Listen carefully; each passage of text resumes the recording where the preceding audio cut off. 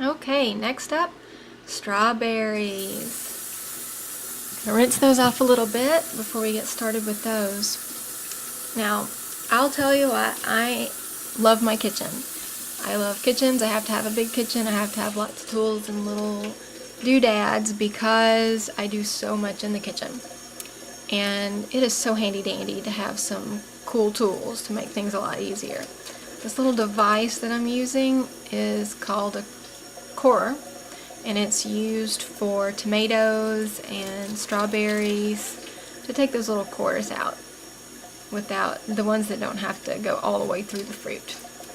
And it is just handy dandy. As you can see right here, it makes quick work of cleaning and preparing strawberries and other vegetables and fruits for preserving. I got mine through Pampered Chef, but you can find them at any kind of cookware stores. They're very popular little items, and I highly recommend them.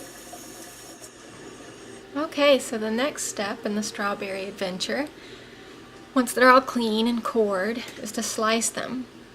Now for dehydrating, it's important to slice things about 1/4 of an inch thick, no more than that, or they're going to have trouble A, fitting on the drying rack, and B, drying in the allotted amount of time. So we're following recipes here for the dehydrator and how long you want to keep the dehydrator running, because mine has a timer, yay. Highly recommend dehydrators with timers on them. As a general rule, we're looking at fruits being dehydrated at a temperature of 135 degrees. And vegetables would typically be dehydrated at a temperature of 125 degrees.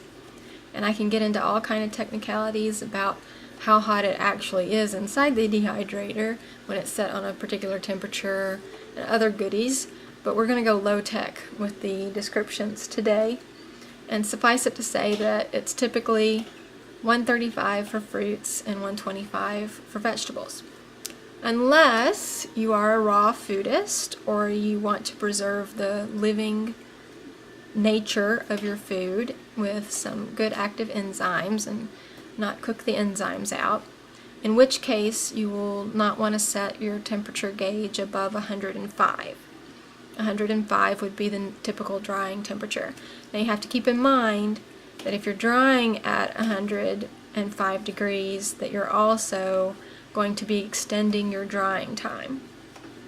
So whatever the recipe is, say if it's 7 hours to dehydrate your strawberries at 135, you can assume it's going to take a lot longer than 7 hours to dehydrate at 105.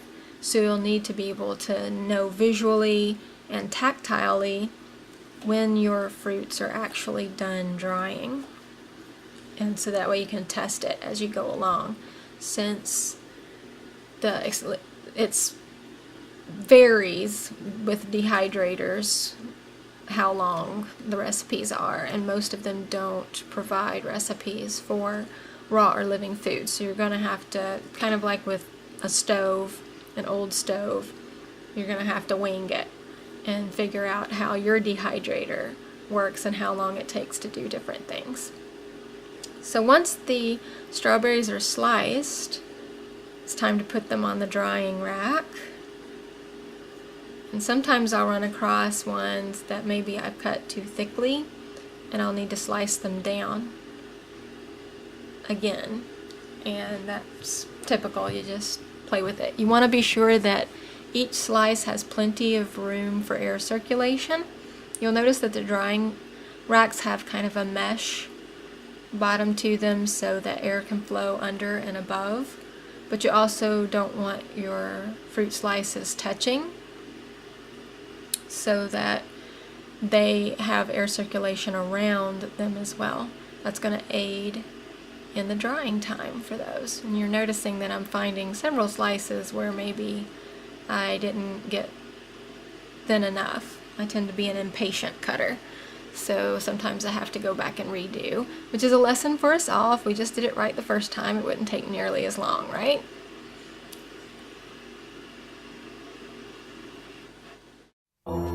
Bye.